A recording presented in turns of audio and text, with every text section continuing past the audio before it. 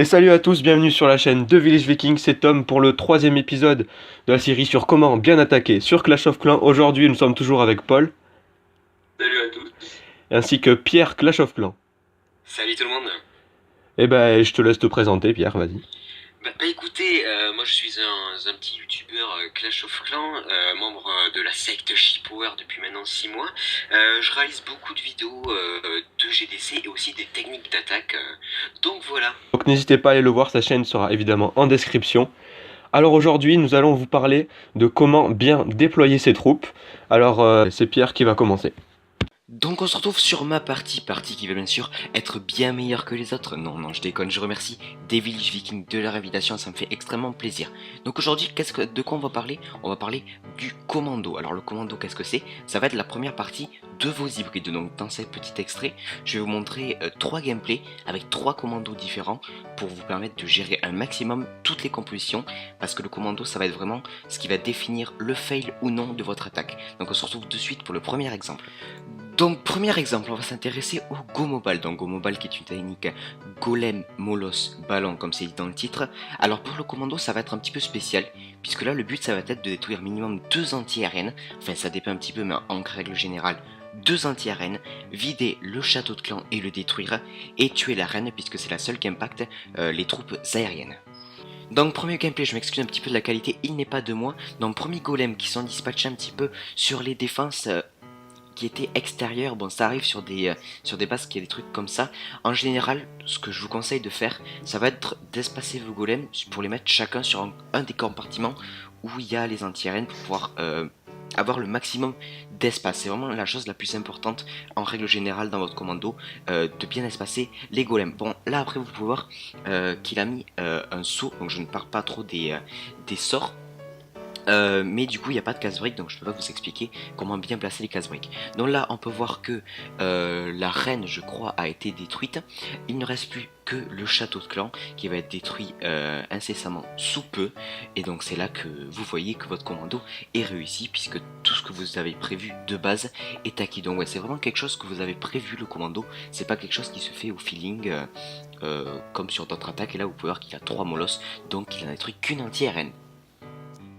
Passons à présent au Gohog. Donc le Gohog ça va être un petit peu différent, puisque le but ça va être vraiment d'avoir les 2 héros, parce que quelle que soit la reine ou le roi, ça va faire très mal à vos cochons. Donc après si vous avez vraiment pas le choix, je vous conseille vraiment de focaliser sur la reine, qui fait beaucoup plus mal que le roi.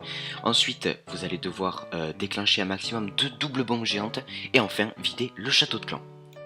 Donc second gameplay de moi-même, donc je passe mes golems pas très écartés, vous allez le voir, mais la base ne s'y prêtait pas.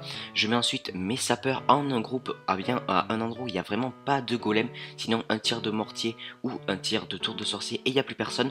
Mes troupes de support qui ont permis de dégager les côtés pour éviter que mes héros tournent. J'ai sorti le château de clan, le monstre qui va tranquillement se faire éclater. Le roi, vous allez voir qu'il va aller chercher les 2 héros adverses, donc c'est parfait. On a déjà déclenché une bombe, donc on a atteint pas mal d'objectifs, sachant que je crois qu'il n'y avait pas trop de bombes géantes sur cette base. Donc voilà, première partie vraiment très bien sur cette attaque, puisque tous les objectifs sont atteints. Donc dernier exemple, ça va être le Queen Wall. Dans le Queen Wall, c'est quoi? Ça va être le fait de mettre une reine avec 4 guérisseuses derrière, et d'aller chercher le château de clan et un des 2 héros. Donc après le Queen Wall, qu'on va voir qu'il y a vraiment un autre commando. Donc là c'est vraiment une attaque en 2 phases au niveau du commando, et l'autre commando ça va être vraiment le golem avec les troupes de support qu'on connaît, pour aller chercher des doubles bombes plus le roi. Donc on se retrouve tout de suite pour le gameplay. Donc dernier gameplay, un petit Queen Wall de moi-même. Donc j'envoie ma reine sur le bas du village avec 4 guérisseuses que je vais mettre dès qu'elle aura cassé ça, voilà. Je vais mettre un petit sorcier aussi pour commencer à gratter un petit peu la réserve qui a beaucoup de points de vie. Je vais mettre bientôt un petit cochon, voilà, pour sortir le molosse, pour permettre d'aller un petit peu plus vite. Et une fois que la reine va avoir cassé la réserve d'élixir, elle va s'attaquer à la reine qui va mourir. Et une fois qu'elle va être sur le molosse, après, ça va plus être très inquiétant, puisque les healers derrière vont faire leur travail. Donc là, vous pouvez lancer votre deuxième phase que je vais lancer bientôt. Donc la deuxième phase, vous allez voir, il n'y a que 2 golems que je vais espacer un petit peu plus. Je vais mettre mes sapeurs en 2 groupes, un sur le golem de gauche puisqu'il n'y a aucune cible de masse en défense, et l'autre groupe entre les deux. est là, donc je vais pouvoir mettre après mon roi qui va s'occuper du roi adverse. Et après on va aller essayer de déclencher le maximum de bombes et ça va passer très très bien. Donc première partie terminée. Pour conclure, je dirais que le commando c'est vraiment la chose que vous allez le plus réfléchir avant l'attaque, puisque c'est ce qui va définir vraiment le résultat, parce qu'il y a vraiment beaucoup de choses à faire et à penser, et si vous en ratez simplement une, l'attaque peut vraiment partir en l'air. Donc c'est pour ça que cette vidéo a pour but vraiment de vous aider pour pouvoir progresser et rester jusqu'à la fin, parce que vous n'avez pas encore fini de tout apprendre. Donc maintenant nous allons parler de la seconde partie de l'attaque, qui se constitue essentiellement de troupes de dégâts, de support, mais aussi de grattage. Donc pour les troupes de dégâts, ce sont les troupes qui vont détruire le plus rapidement possible des bâtiments et des défenses. Dans ces troupes-là, on retrouve les sorciers, les ballons, les PK, les dragons, les sorcières, les cochons et parfois les géants. Ensuite, nous avons les troupes de support. Donc les troupes de support sont là pour aider les autres troupes. Dans ces troupes-là, on retrouve les sapeurs et les guérisseuses. Pour finir, nous avons les troupes de grattage. Donc les troupes de grattage sont à mettre à la toute fin de l'attaque. Elles sont là pour prendre les derniers pourcentages. Dans ces troupes-là, on retrouve la plupart du temps les archers et les serviteurs. Donc maintenant, je vais vous montrer deux gameplays, un d'HDV8 et un d'HDV9. Donc c'est sur ces deux gameplays, nous allons analyser les troupes de dégâts, les troupes de support et les troupes de grattage. Pour le premier gameplay, nous allons voir un 100% sur un HDV8. Donc nous allons voir que juste après avoir positionné ces deux golems, l'attaquant va positionner directement ses sapeurs. Il est important d'avoir plusieurs sapeurs puisque comme on a pu le voir, ils meurent très rapidement. On peut voir au centre qu'il y a quelques sorciers qui détruisent très rapidement des bâtiments, dont l'HDV, qui est le plus important. On peut voir sur le côté gauche des PK et des sorciers qui longent le dernier côté du village. En parallèle, on peut voir que l'attaquant a mis des troupes de grattage sur les côtés du village pour prendre les derniers pourcentages. Et voilà, un 100%. Maintenant, je vais vous montrer le gameplay de l'HDV9. Pour le début de l'attaque, nous allons voir que l'attaquant va utiliser des géants pour tanker, suivi des guérisseuses, nos troupes de support, pour les aider à être invincibles. Ensuite, il utilise des sapeurs pour essayer de faire de nouvelles ouvertures à l'intérieur de la base. On peut voir ici que la reine et le roi dégagent les deux côtés. Par la gauche, on aperçoit les 16 cochons, les cochons qui sont des troupes de dégâts. Pendant que les géants attirent toutes les défenses, les cochons les détruisent. On peut voir que grâce au sort de soin, les cochons sont presque invincibles. On peut voir que les géants sont presque tous en vie, ce qui va permettre aux derniers cochons de détruire les dernières défenses. Pour la fin de l'attaque, on va voir que la reine va nettoyer son côté, et l'attaquant va positionner deux sorciers en tant que troupe de grattage.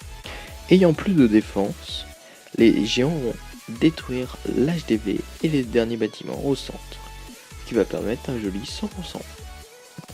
Voilà, maintenant vous savez tout sur les troupes. Alors maintenant que vous êtes expert du placement de troupes, nous allons parler des sorts, car les sorts vont être un point non négligeable de votre attaque. Des sorts bien maîtrisés vous rapporteront toujours au minimum 2 étoiles. Donc, comme nous l'avions vu dans la précédente vidéo, il existe deux catégories de sorts. Les sorts de dégâts, qui agissent sur vos troupes, et les sorts de soutien, qui agissent sur le village adverse. Vous aurez dans votre composition toujours au minimum un sort de dégâts et un sort de soutien. Nous allons maintenant nous appuyer sur quelques attaques afin de vous montrer quelques combinaisons de sorts qui permettent un 100% lorsqu'ils sont en accord avec votre composition et le village ennemi. Alors on commence par une attaque en Gohog, de moi-même d'ailleurs, où j'ai utilisé 3 soins et un saut, donc une combinaison de sorts qui marche très bien avec un Gohog. Voilà, les sorts de soins sont lancés en 2 parties afin de tuer les troupes du château de clan, donc pour le moment c'est facile. N'oubliez pas que la plupart du temps vous devez savoir, avant de lancer votre attaque, où vous placerez les sorts, donc l'étude du village est importante. On envoie les sapeurs. Je vais poser le sort de saut de façon à passer la deuxième rangée de murs et si possible atteindre le compartiment central mais l'objectif était surtout de détruire la reine et les Tesla. Donc on envoie les cochons de deux côtés, avec un sort de soin posé sur les 2 tours de sorcier, une défense dangereuse pour les cochons. Ils se retrouvent maintenant au centre, donc on va poser le dernier soin sur le propulseur, car il n'y avait plus de bombes géantes possibles. Et l'attaque va se terminer en 100%. Maintenant nous allons regarder un Go Whip classique en HDV8 avec 2 soins et un rage. Le premier sort de soin sera toujours posé le temps de détruire le château de clan et surtout le dragon, que l'on trouve la plupart du temps en HDV8, donc pas de surprise de ce côté là. Alors vous allez voir, les troupes vont commencer à rentrer dans le village, le château de clan va sortir et on va poser le sort de soin. Ensuite le sort de poison qui n'aura pas une grande efficacité. Alors voilà, le sort de rage sera toujours posé à l'entrée du compartiment central afin de faire un maximum de dégâts. Et puis le deuxième sort de soin sera posé de façon à soigner vos troupes pour la fin de l'attaque. Donc juste après votre sort de rage à la sortie du compartiment central. Sur HDV 9 ou 10, vous placerez votre sort de saut ou vos 4 sismiques de façon à entrer dans le compartiment central. Et ça va se terminer en 100%. Pour le gameplay suivant, on va partir sur une combinaison de foudre 1 sismique qui a été utilisée par Terkagal dans Tingmaster 4. Donc il va sortir le château de clan, là il met un peu de temps à lancer son attaque. Voilà, il utilise ses sorts, il sort le château de clan, le sort de poison qui ne fera pas beaucoup de dégâts sur les troupes du château de clan, à part le ballon bien sûr.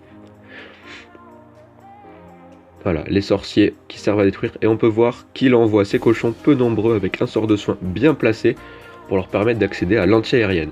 Grâce à cela, il ne lui reste qu'une seule anti-aérienne pour ces dragons et ça se terminera en 100%.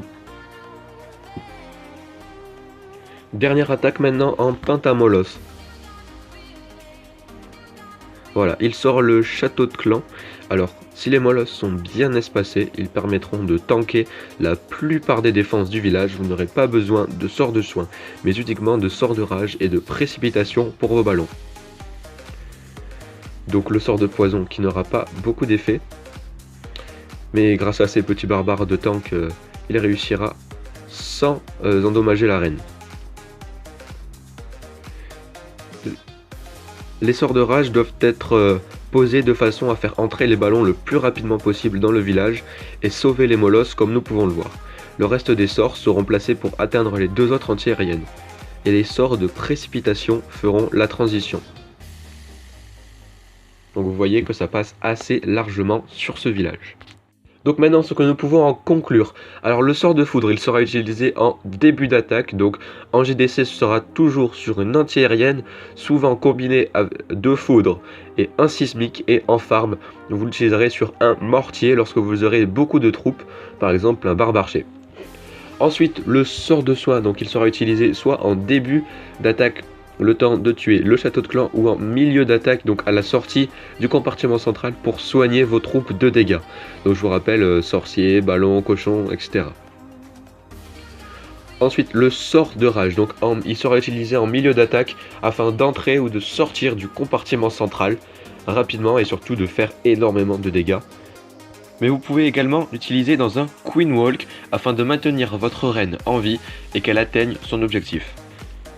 Le sort de saut donc il sera utilisé en début d'attaque pour rentrer dans le village ou dans le compartiment central. Le sort de gel donc ça sera pour il sera utilisé dans le compartiment central. Nous n'avons pas vu sur les gameplays précédents, mais il sera utilisé pour geler une tour de l'enfer ou un Arc-X, ou de temps en temps la reine et le château de clan, mais plus rarement. Le sort de poison, donc ça sera toujours en début d'attaque. Il sert seulement à éliminer le château de clan, ou peut-être lorsque vous avez des cochons par exemple, ou dans un Go Whip il servira à éliminer les pièges squelettiques. Ensuite les sorts sismiques, donc ça sera toujours en début d'attaque. Ils serviront à détruire des remparts si vous en avez 4 où ils seront combinés avec 2 foudres. Et enfin, le sort de précipitation. Donc ça sera en début ou en milieu d'attaque et seulement pour les troupes aériennes. Donc il fera la plupart du temps la liaison entre les sorts de rage et les sorts de soin. Voilà, cette vidéo est maintenant terminée. Alors si vous avez des questions, n'hésitez pas en commentaire. Un grand merci à Pierre, sa chaîne sera en description évidemment. Et un grand merci à Tigmaster 3 et 4 pour leur gameplay. Désormais, vous n'aurez plus d'excuses pour rater vos attaques. Donc on vous dit à la prochaine pour de nouvelles vidéos. Salut à tous!